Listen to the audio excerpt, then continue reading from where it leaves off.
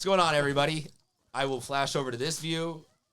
On the left, Bodie De Silva. In the middle is the Point Loma Minister of Propaganda, here to tell us all about how the Pointers are going to be CIF champs. Go Pointers. Go Pointers. And then on the right there is David Ring at DR Hitting. What's going That's on, me. everybody? I'm Christian Pedersen, back with the penultimate episode of the 24-25 season of San Diego High School Sports. We are going to talk all about the baseball finals, with the exception that there, as of us recording this right now, is one division yet to be solidified on what their final is. So we will have to do a little bit of hypothetical on that. I think, though, given that we are down to just a couple of teams, that's not us wasting too much time from people and doing, we're not doing 15 different permutations on what the finals could be there.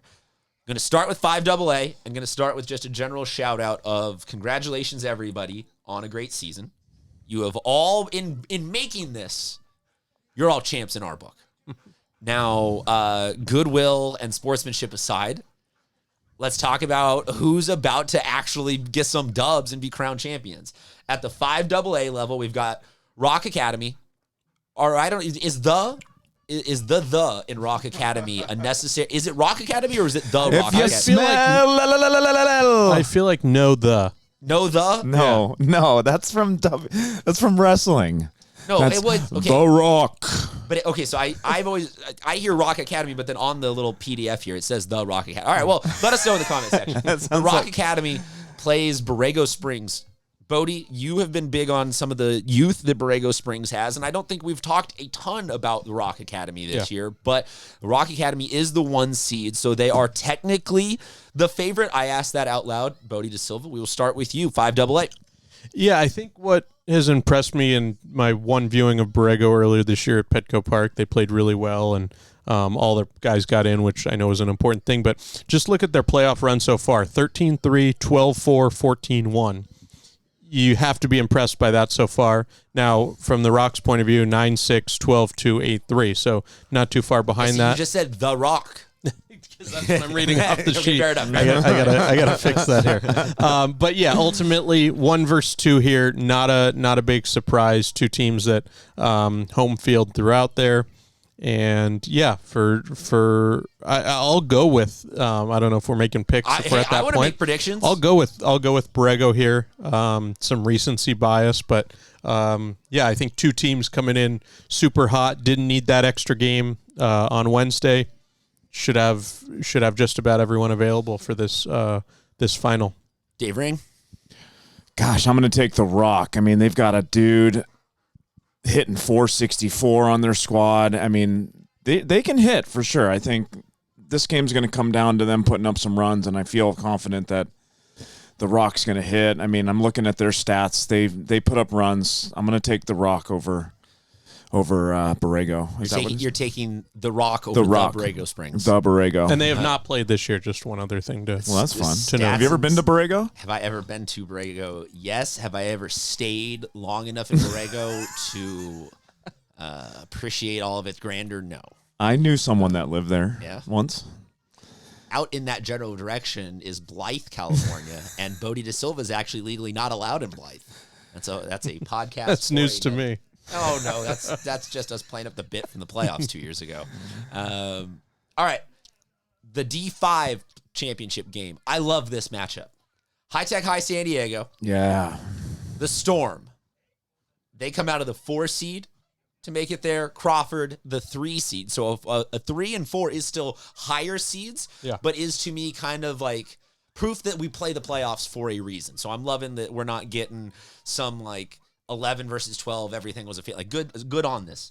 Crawford, High Tech High is great for baseball. It's great for different regions. It's great for different reasons, but it's also 2 very different styles of baseball being played. And so I'm really curious what you guys think and who you think is going to be the champs. Dave Ring, you want to start with you? I love the locals over at High Tech. I mean, they played a field right next to my house. I'm interested to see who pitches. One of the guys I really like is Devin Karras. He's a righty, 1.28 ERA. He's got 3 wins, 49 innings, so he could be a guy that could start for them potentially.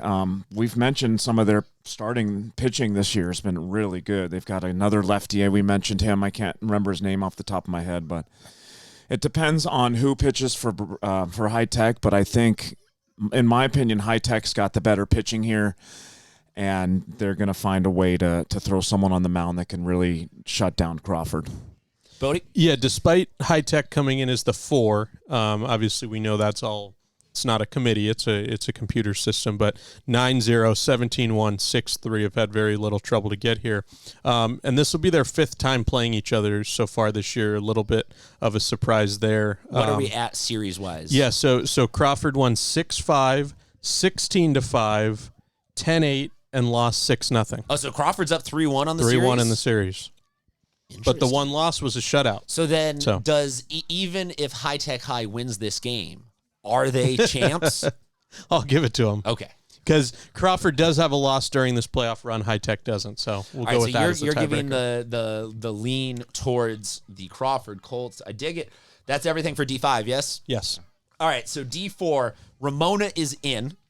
Dogs, literally and figuratively. We knew those We've guys been were in on dogs, Ramona. man. We were like, Young squad. A near no-hitter at Petco earlier in the year. I don't know if being a hipster is a compliment or an insult, or if it's just a former, like if it's just like it's not even a thing that It makes up for all the other teams I wasn't in on. Yeah, we nailed it on being in on Ramona very early on this season. So good on us. Let's take a moment and just applaud ourselves here. Everyone, pat yourself on the back. On the other side, Otay Ranch and Hilltop are duking it out. The Otay Ranch team is the number 1 seed. Hilltop's the number 5 seed. This is the double elimination game. So let's do this. Given that Otay Ranch and Hilltop are going to play sometime between us recording this and all of you guys out there watching it, most of you will. Where's that game at? Consume this post. It'll be at Otay. At Otay. I have it at Otay, unless I'm wrong on here. All right. Oh, yeah, you're right, because Otay won the previous day. Yeah, sorry. Ramona, give me just... If you like Ramona, between the two of you, you can just say Ramona and save yourselves the explanation of either Hilltop or Chula, or if you like Hilltop or Chula, give me Hilltop or Chula over Ramona. Bodie, let's start with you. I like Ramona with the rest. I'll just say, just like the previous series, this will be the 5th time they're playing. They played their league series last month and then their playoff game two days ago. And in that series, we've got, I think it's 2-2. So there we go. Yeah. But you like Ramona I like in the Ramona grand scheme ultimately. of things. Dave? I think the rest. Yeah, I mean, the trend for me and them this year has been when runners are on base, they have got dogs at the plate. I mean, the term clutch comes into mind when I think of them. You know, Derek Taylor is a big reason why I think they play with this high energy. He's a really young player, 21 RBIs as a sophomore. That just kind of, to me, signifies kind of how they play as a team with that grit. And honestly, I think that Ramona's got the momentum and they've got so much, swag when it comes to having runners on base. I'm going to take them also. All right, next up in Division 3, we got Calexico versus University City. Calexico, it took less games to get here than it did for University City. But here we are. Calexico the 1, University the 2. This bracket entirely chalk in the grand scheme of things. So are we getting the best version of a finals here? I'm assuming hypothetically this is supposed to be the best available matchup here. Definitely. So I like it. I think that UC maybe is more of a brand name in that they've got some D1 verbal commits to bigger schools, but Calexico, obviously the computers and the numbers all seem to think that they are favored here. Yeah. I'm really curious between you guys. Bodie, let's start with you. I feel like I got to go Calexico here. Just the dominant run they've been on as the top seed. No slip-ups, 12-2, 7-0, 6-4. Got a chance to see them a couple times last year. They were a little younger, but you could kind of see where it was all there. And it's been, I believe, a while since they have not played University City since at least 2004. So going back that far, awesome. That's been just fun to get 2 top seeds who have not played each other in a couple decades. And this is a Calexico team that won last year, yes? Or was that 2 years ago that they beat Bishops in the finals?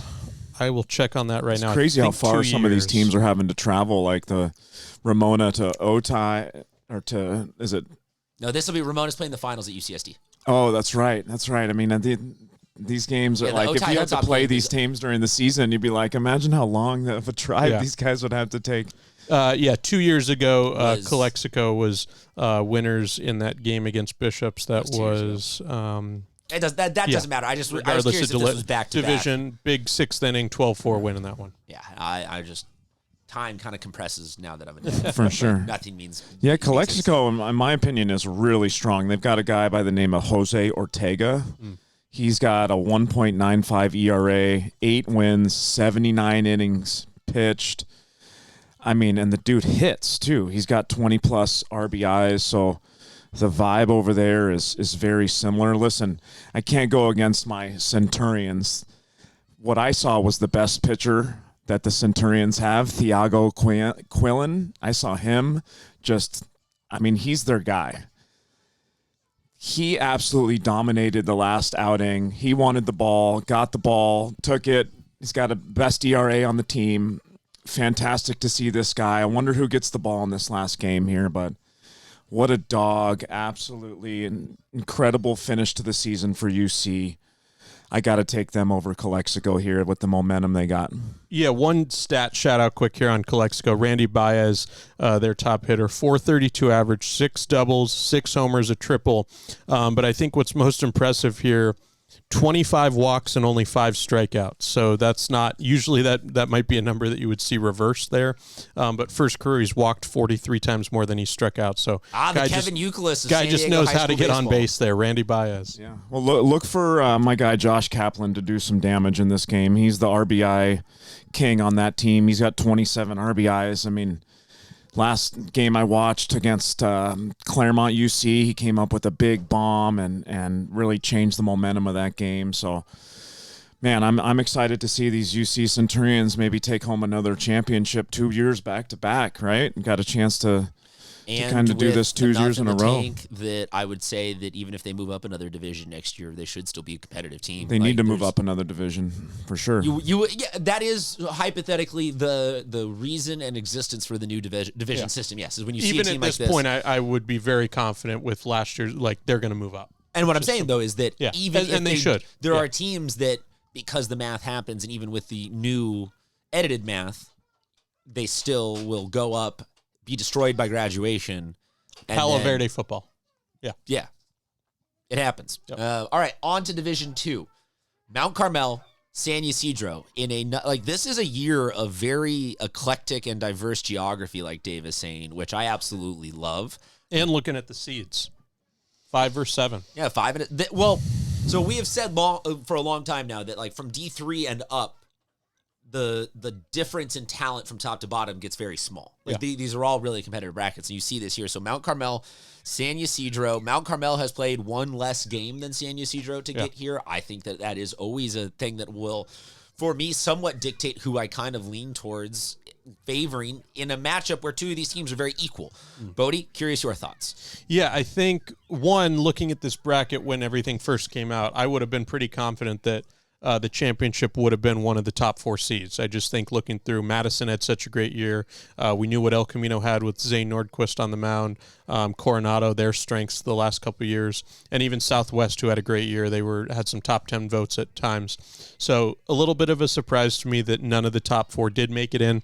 But looking through, you got to be impressed with Mount Carmel to go to Coronado twice on a Friday and then on a Tuesday and win 5-2 and 7-0. They did everything they needed to. So for me, Mount Carmel just has to be the pick here. I think they're playing their best baseball at the right time, and I'm excited to see this one. This one's going to be at Tony Gwynn Stadium on Friday night, and that'll be a really fun doubleheader. Dave? Yeah, man, they've got some dogs over at Mount Carmel, and particularly what I was saying in a couple of previous shows is that their strength of schedule and all the games, the really tough games that they have had to play the last 3 years have poised them to be in this position to then be on the road. I think some of their young guys are now not so young anymore, and it's just the times. If you're a Mount Carmel fan, this is the time to be a fan right now, and you know the guys over there. think his name is Bryce Miller. That's their catcher. I think he's the Going to Yale. Going to Yale. He's My autocorrect always wants to say Bruce. He's probably their leader. Gonna be a top pick for me on Dave's Dinger squad. If you guys don't steal him from me, I mean it's. Is this the golden era of Mount Carmel baseball since he's got Eric 7 Chavez? bombs? 7 now? As a catcher. I think the thing that 7? The catchers this year. I just that's a whole looked. nother thing. Oh my gosh. I think the thing that Well, sticks out conversation's to over me, for Dave. About Mount Carmel. One, they went 7-8 in the league. It was third place, but Del Norte was open division. We know what Sage Creek is. San Pasqual, El Camino. Mission Hills was last place in this league, and they were a good team. So, one, it was that deep, but look at their schedule. They started the year at Point Loma, Torrey Pines, Patrick Henry, at RB, at Poway, Southwest. Like, they loaded up on this schedule. And I think that's what I always look at come playoff time. They were tested. They got into a division where they should be in. No matter what the seed was, they made a run. And we don't need to interject a whole rant in the middle of an already long playoff show, but I think at the baseball level, you can say that a loss is much more opaque and confusing than on other sports. Like if you do what you're saying for football, one of two things is happening. You're either playing the points game and you're like, great, we'll go 0-5 in our non-league, but it'll be so guaranteed high up points wise that like we're fine for playoff seeding. Or you're like in all of them and you're like, hey, we might have lost them, but we were dogs and we were fine. Like, or half your roster gets hurt. Or half your roster. Like there's no middle ground where you're still like, oh, I'm confused about what like an 0-5 there. But if you lose a bunch of those baseball games, it can be getting enough of your bats tuned up still. It can be toughening up your pitching staff just enough that when you do get into later games at a more even playoff level, that you can really be like, hey, we're ready. We're good. And it wasn't just that. I mean, the loss at Point Loma 3-2, extra innings to Torrey, 5-2 against Henry. Yep. Then they go and beat Rancho Bernardo on the road and beat Poway on the road within 4 days. So this Mount Carmel team's legit, probably underseeded, but they've made their way here and they got their chance. All right, now that she's back on the couch with us, somebody want to hand Kingsley a mic because we got to talk to the Point Loma Minister of Propaganda about the Pointers making their way to the Division I championship game. Rancho Bernardo is their opponent. RB was in the open game last year. They are back in another championship game. I don't care what anybody says about, oh, that's for 5th or 7th or 9th. No, if you're in a championship game, you're having a great year, even if you drop from open to 5 AA. I'm stoked for you to go to back-to-back opportunities. I would like to see the Pointers with one of the biggest turnarounds of the season at the end of the year. Well, the Pointers have been as high as number 2 or 3 in the top 10 voting, have been off of the top 10 voting, and are back in it. And I think you can point to some pitchers getting healthy, some kids getting off of the transfer restrictions list. Phoenix Brandt being an absolute dog. Yeah, dude mashes. I am curious, though. RB at the same time, just kind of steady Eddie. Always good. Maybe doesn't have a Cal Mitchell or someone like that that's like an oh my gosh signature player, but that is they got Hugo Gonzalez though. Well, but like so Hugo! Yeah, but I'm saying they've always got boys. They've always got dogs. They've always got dudes. Let me know bombs this year. Yeah, Kingsley is in. You're in. Says, Dave, you dare talk about Rancho Bernardo like that? I talk about Point Loma. What are you gonna do? Say go Point Loma. All right, Bodie, enough of the dog jokes. Let's talk turkey. Yeah, I think it's interesting. Like you said, RB was in open last year, and Point Loma was the D2 winner. So now you have them coming together a year later in the D1 title there. And Rancho Bernardo, I think there was a lot of hype earlier in the year. They were certainly a top 10 team to start the year. Some, I think, even had them as top 5, but they settled in. This is kind of what they are. Had some ups and downs, but really turned it on late in the year. They've, going back, they've won 6 of their past 7 now. They in their playoff run so far, it's been quite easy for them. Bonita Vista, Torrey Pines shutouts, and then a 9-6 win. So I just think that with Rancho Bernardo being a little bit more rested, I'll take them. But from Point Loma's point of view, going to Cathedral on back-to-back days and shutting them out both times, you just have to be impressed. So talk about payback. If they can kind of put that together. Cathedral did that to them earlier in the season too. It was like, talk about turning the tables, man. That was impressive. Yeah, the on again, my beloved Cathedral. You know, the on again, off again Grossmont coach would like a word about that. My beloved squad. Oh, is it my turn? Yes, please. All right. Well, I mean, it's kind of a turn of events, right? But listen, I think Point Loma is poised here with the momentum that they got. Phoenix Brant, man, really put the whole team on his shoulders in the last game, and hats off to you for kind of setting the tone for the rest of the squad. Let's be honest, RB's got some firepower and pitching too. So I don't know. I think this is going to come down to it's going to be like a 3-2 game. It's going to be a 5-4 game. It's going to come down to one run. But I do think it's Point Loma's turn to kind of win something here. They've really shown that they're a championship program. They've been in it for the last how many years we've been doing the show. I mean, they've been really showing their and they've presence. Been on the slow up. Yeah, this is not a you. Maybe if it was just Phoenix Brant, or if it was just Will Sanford, was their guy last year, or if it was just one of those dudes, you could sometimes be like, oh, they had a generational guy, they went on a little bit of a run, whatever. Right. Like this Point Loma team seems to be largely built correctly, and, I agree. and producing guys that.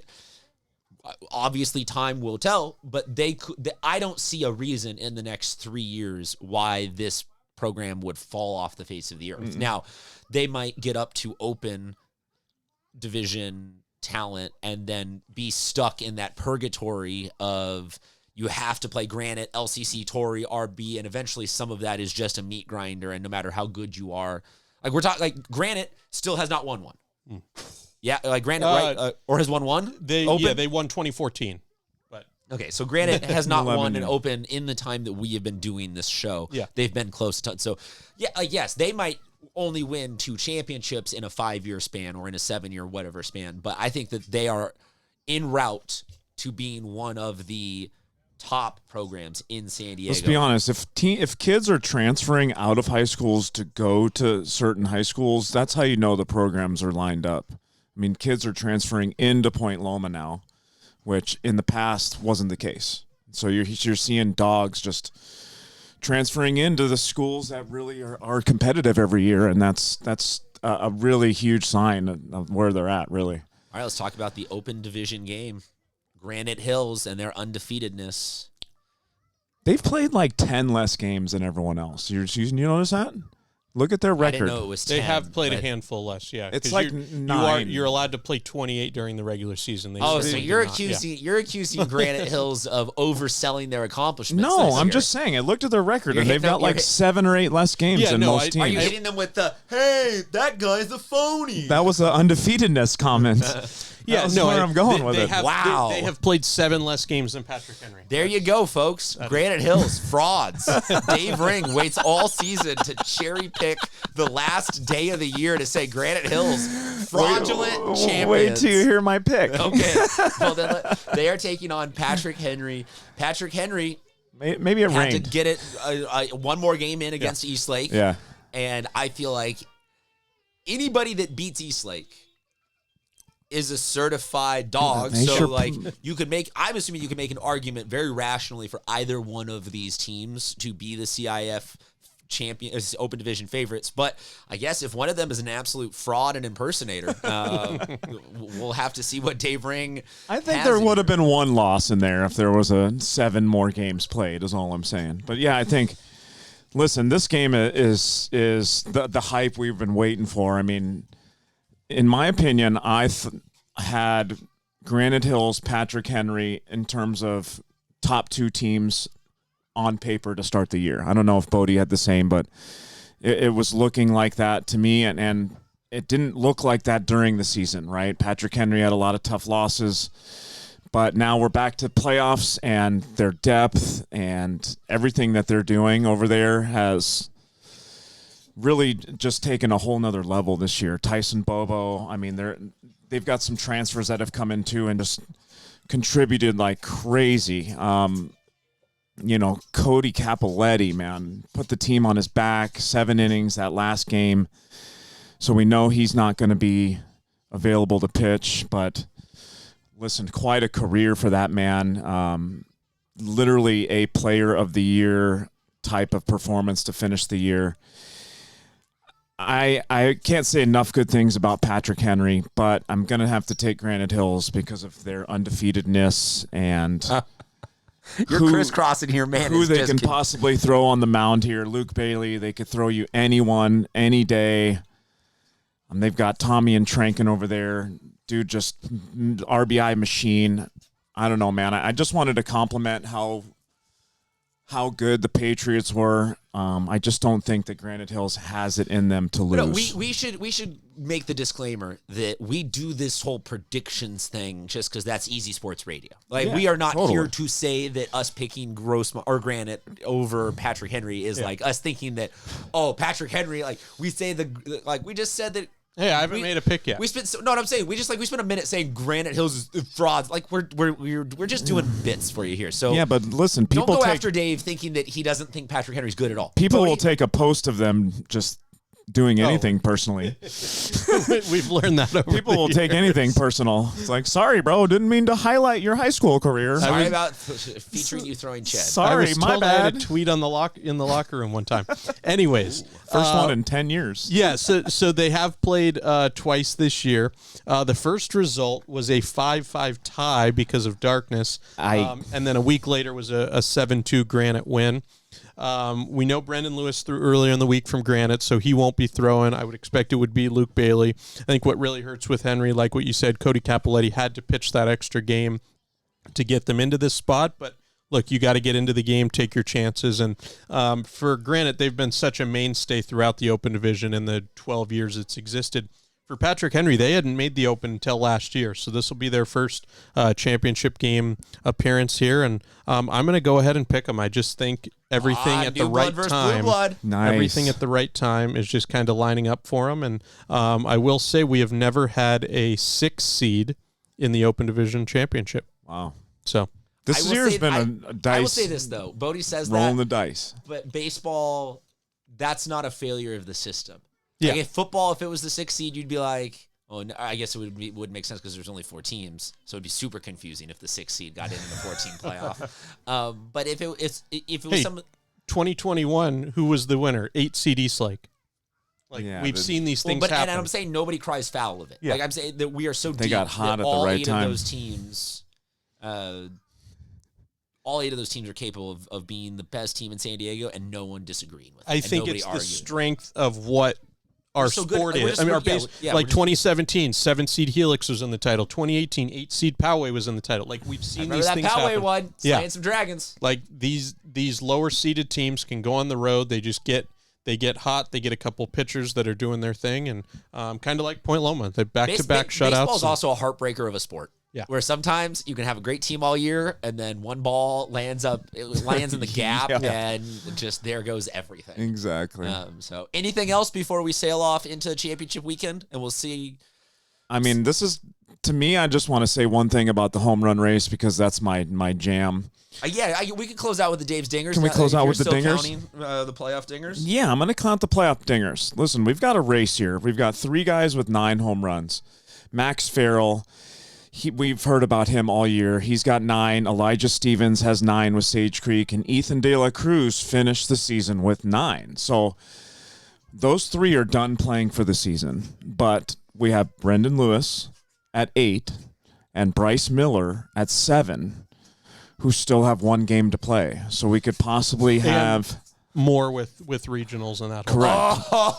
We could possibly have some shifting there, but it turned into quite a race at the end of the season. Let's do the opposite, though. If Brendan Lewis had 7 more games, that's what I'm saying. How many more home runs would he have? That's what I'm saying, 17 of them. So that's what they do every year. He's projected to hit 47 this year. I still think the best projected stat of all time was your moment on air realizing that had the Hoover kid been a Major League Baseball player, he would have stolen damn near 400 bases in 1 year. We projected him out. Yeah, that was pretty incredible. No throwdowns at all. Yeah, just to go the opposite of that, we talked home runs. So the strikeout battle, 4 guys have gotten to triple digits, which is to me is always kind of an impressive number because you're rarely seeing many guys throw beyond 60, 70 innings in the season. So Christian Garcia from Claremont leads the pack, 129 in 61.2. So that's more than 2 an inning. You got Zane Nordquist, 118 in 72 and a third. And then Carter Tucker at Imperial, 110 in 63 and a third. So some guys that really put it forward there. And just to recap for the regional, the teams that will be in: the 4 semifinalists from Open, the 2 finalists from D1, and then the winners in every other division except. And we will be back next week with our fantasy draft and some regional recaps and coverage. But I will throw out to people, as passionate as I have been about we are that good at baseball, the state playoffs are a bit of a misnomer because CIF Southern Section finished last weekend and gets now a week of rest. This year they don't. It's same weekend this year. Oh, it's same weekend now? Yeah, bleep them. About time. Awesome. Let's go mess some fools up next week then. All right, we'll talk to you guys soon.